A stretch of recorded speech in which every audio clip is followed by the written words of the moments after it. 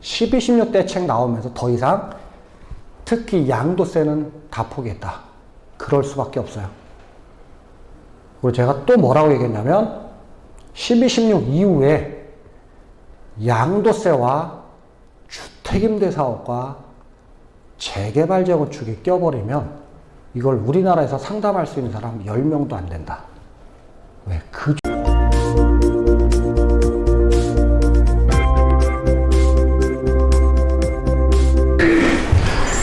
임대사업 했을 때 세제 혜택이에요. 총 10개가 있어요. 맥시멈일 때 10개가 있었어요. 지금 10개가 남아있다는 얘기는 아니고요. 그래서 10개가 어떻게 변동되는지 구분하셔야 돼요. 때에 따라서는 일부가 또 복귀할 수도 있을 거고, 예전엔 이런 게 있었다.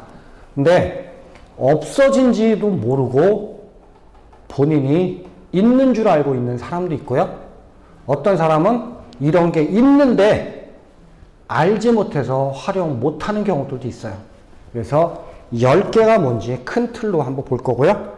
첫 번째는 취득세에 대한 부분들이 있어요. 취득세. 개념만 잡을 거예요. 이걸 10가지를 자세하게 할 거니까. 두 번째는 재산세가 있네요. 세 번째는 임대소득세예요. 매년 임대해서 발생한 소득세.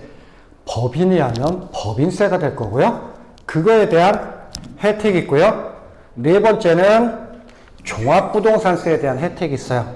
그래서 취득세, 재산세, 임대소득세, 종부세 4가지 혜택이 있고요. 나머지 6개는 양도세 얘기예요. 나머지 6개는 양도소득세이고요. 거주주택비과세 특례, 중공공, 장기 일반, 오래 하는 거에 장특 받는 거, 짧게 하는 거, 장특 받는 거, 양도소득세 감면, 100% 감면, 오래 하는 거, 장기, 다주택 중과 제외, 비과세 거주요건 제외 6가지가 있어요.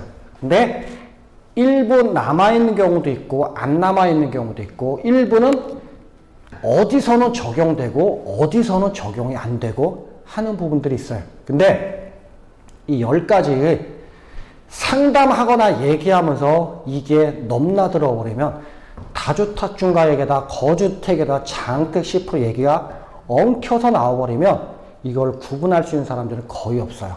왜 그러냐면 묶어서 이해하셔야 돼요. 그래서 3개 비슷한 거 묶어서 이해하시고요. 비슷한 건 4개 묶어서 이해하시고 2개 묶어서 이해하시고 한 번은 읽고 지나가 버리고, 그래서 10개를 이해해야 돼요. 왜 그러냐면 면적요건, 가액요건, 기간이 10개가 다 달라요. 그리고 중간에 8.2 대책, 9.13 대책, 12, 16 대책, 7월 10일 대책 나오면서 요건들이 또 다 바뀌었어요. 이거를 본인들이 100% 기억하려고 하면 못해요. 못해요. 더 나가서 여기다가 재건축 껴버리면 답 없어요. 그래서 제가 잊어먹지도 않는 날짜가 있어요. 2019년 12월 16일 날 대책 나왔죠? 12, 16 대책. 2019년 12월 16일 12, 16 대책 나왔어요. 우연치 않게 그 다음날 미리 잡혀 있었던 거예요. 미리 12월 17일 날 제가 대학원에서 방학하고 종강식 개념에서 특강을 제가 미리 좀 대학원에서 해달라고 해서 잡힌 날이 있었어요. 그리고 12월 17일 날 딱 특강하러 가서 제가 첫 마디가 이거였어요. 이거 오늘 이후로 세무사들은 세법 다 포기했다. 12, 16 대책 나오면서 더 이상 특히 양도세는 다 포기했다. 그럴 수밖에 없어요. 그리고 제가 또 뭐라고 얘기했냐면 12, 16 이후에 양도세와 주택임대사업과 재개발 재건축이 껴버리면 이걸 우리나라에서 상담할 수 있는 사람 10명도 안 된다. 왜? 그 정도로 어렵다고 했어요. 그래서 오늘 이 시간에는 세제 혜택이 몇 개다? 10개다. 이걸 갖고 출발하셔서 뭔지만 먼저 아셔야 되고요. 디테일한 건 제가 이거 10개 순서대로 할 거예요. 그것도 기억할 수 있게 묶어서 할 거예요. 일단 10개가 있네요. 취득세, 재산세, 임대소득세, 종부세, 양도세 6개. 되셨나요? 요런 게 있다. 보시면 되고요. 여기 뭐 의무기간, 기한, 어렵지만 그건 파트에 가서 이해를 하면 될 것 같아요. 그리고 우리가 아는 것처럼 A, 여기서 먼저 짚고 가면요. A가 뭐죠? 종부세네요. 다주택 중과네요. 나중에 할 거지만 종부세랑 다주택 중과는 절친이에요. 다주택 중과랑 종부세는 정말 친한 친구예요. 거의 같이 가요. 최근에 약간 조건이 달라졌지만 그거는 우리가 알아야 될 정도 아니고요. 종부세랑 다주택 중과는 정말 절친이에요. 그래서 같이 갈 거예요. 나중에 할 거지만 거주주택 비과세 특례랑 다주택 중과는 형제예요. 적지 않아도 돼요. 거주주택 비과세 특례랑 다주택 중과는 형제예요. 형제는 어렸을 땐 같이 갔다가 일정 나이 지나면 생활이 달라져 있죠. 찢어질 거예요. 찢어질 거예요. 그렇지만 친구들은 계속 같이 가잖아요. 그 개념 먼저 잡으시면 되고, 다주택 중과와 종부세 합산 배제는 같이 가요. 2018년 3월 30일까지는 5년이었어요. 의무가. 그러다가 4월 1일부터는 8년이네요. 됐나요? 20년 10월 18일 이후에 10년이에요. 여기 한 줄 남아서 요 정도는 같이 간다. 기억하고, 연관성 있는 건 표로 정리할 거예요. 그래서 기억하셔야 돼요. 그리고 요거 나중에 공부할 거지만 B가 이거네요. 장기보유 특별공제 70%까지 해주는 거예요. 이건 22년도 만에 끝나는데 매입임대주택은 20년도에 조기에 끝내버렸어요. 임대료 인상률에서 연이 삭제돼 버렸네요.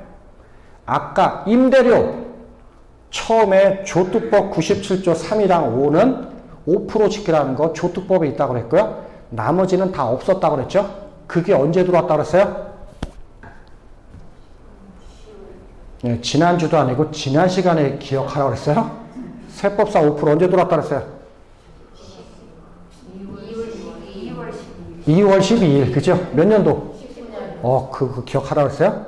그래서 그 이전에 연 삭제했다고 그랬고요. 모든 국세 적용 시에 연 5% 준수해야 된다. 그래서 연이 없어졌고요.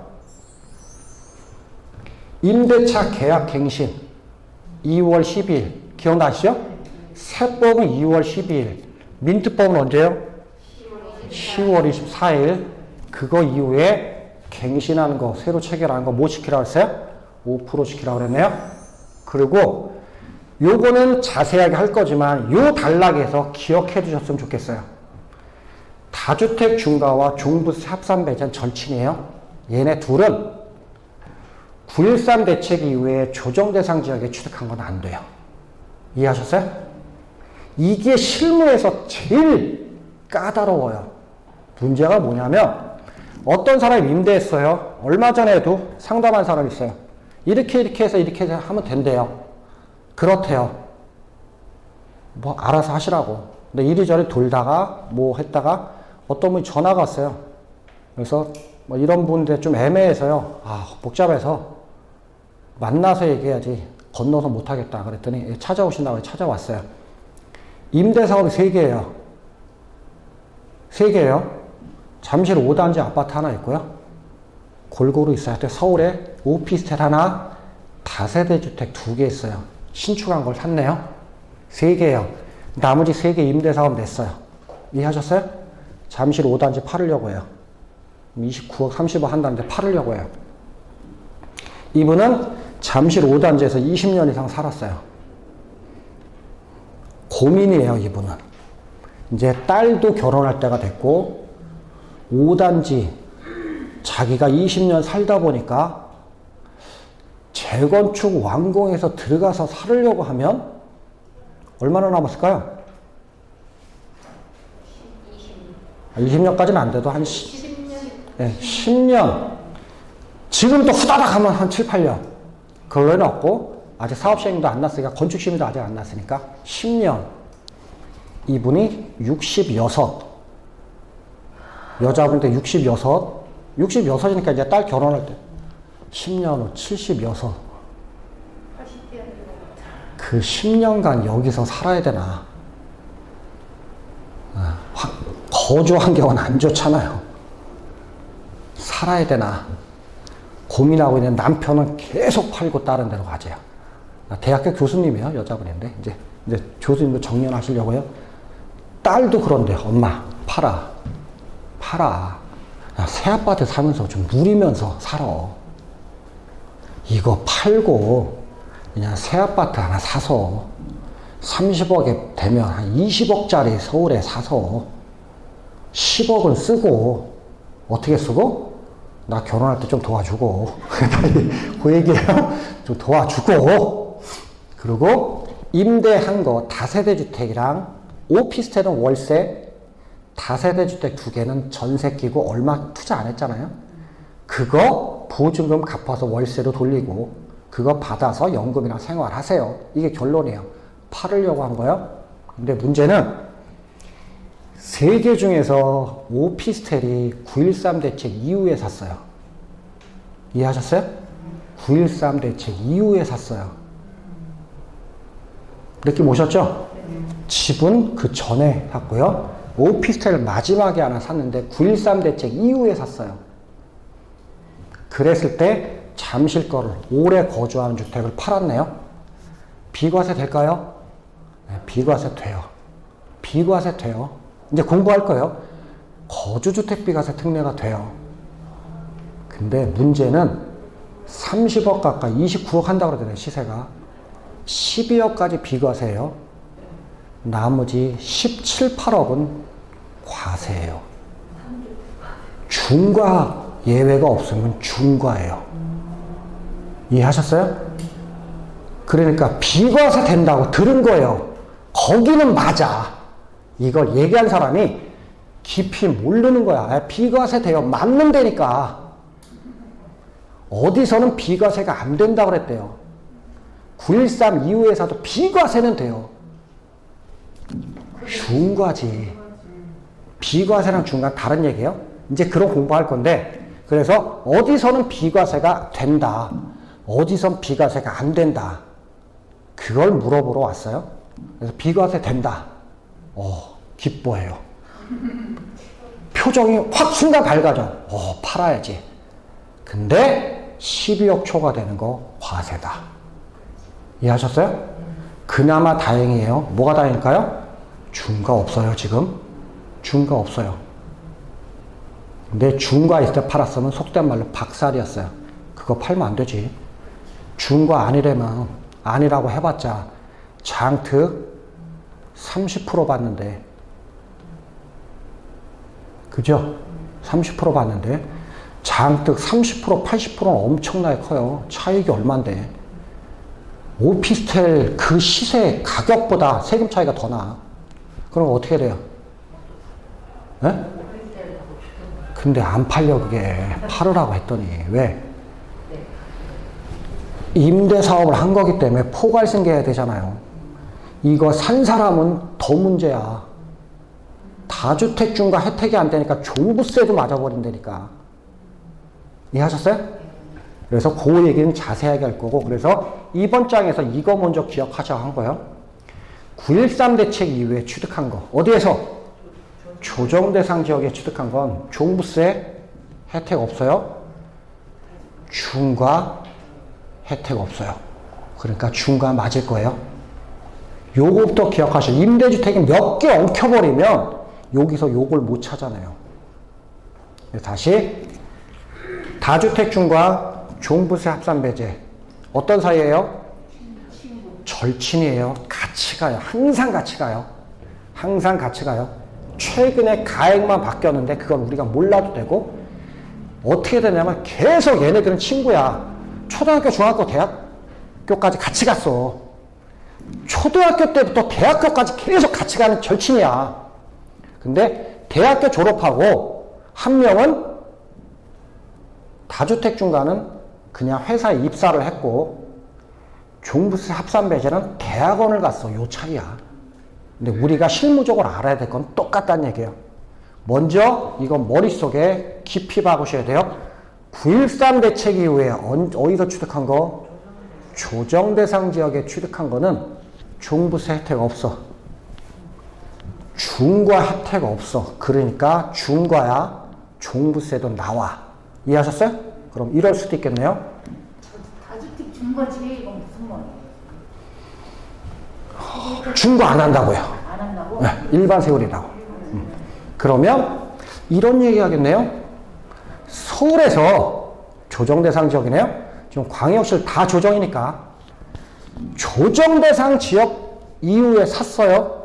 그거 등록했어요. 얘네 혜택 없어. 없다고 9.13 대책 때 발표를 해버렸어. 9.13 대책 몇 년도요? 18년도 기억하셔야 돼요.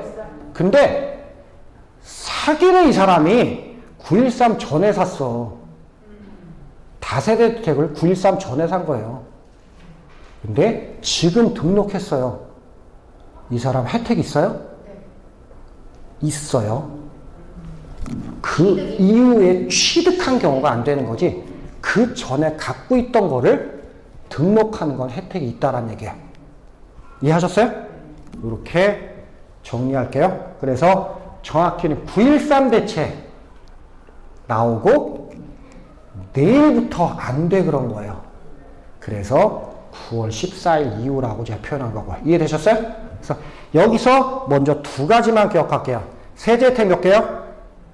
10개. 그냥 위에 읽으면서 취득세, 재산세, 임대소득세, 종부세, 양도세 6개 혜택이 있고요. 이 중에 종부세랑 다주택 중과는 절친이에요. 같이 가요. 대학까지 같이 갔다가 끝에 찢어졌고요. 다주택 중과랑 거주주택비과세는 형제예요. 형제는 좀 일찍 헤어질 수도 있겠네요. 그죠? 네, 그 개념으로 생각하시면 돼요. 그 대신에 여기서 종부세랑 다주택 중과는 기억하셔야 돼요. 어디에서? 조정대상 지역에서 9월 14일 이후에 취득한 거 등록해봤자 다주택 중과 두들겨 맞을 거고요. 종부세 혜택도 없다란 얘기예요. 이해하셨어요? 네, 그렇게 큰 틀로 보시면 되고요. 그 대신에 다주택 중과가 한시적으로 완화했네요. 완화됐잖아요. 언제부터? 5월 10일부터 내년 5월 9일까지. 전제는 뭐예요? 2년 이상 보유한 경우. 주택은 2년 이상 보유해야 일반 세율이 되잖아요. 그래서 중과를 한시적으로 완화하겠다. 예전에도 중과 한시적 완화가 있었어요. 듣기만 하고 잊어버리세요. 2019년 12.16 대책 때 12.16 대책 때 대책을 많이 발표하면서 마지막으로 어떤 것도 있었냐면 내일부터 20년 6월 말까지 한시적으로 중과 안 할게. 그때도 한시적으로 중과 완화 있었어요. 6개월 한 10몇일 동안. 2019년 12월 17일부터 대책 발표하고 다음 날부터 20년 6월 30일까지. 근데 그때는 전제 조건이 10년 이상 보유한 것만 해당이 됐었어요. 이번엔 2년 이상이네요. 되셨나요? 요 페이지에 10개다. 이거 안 된다. 요것만 기억하셔도 큰 틀을 잡을 수 있을 거고요.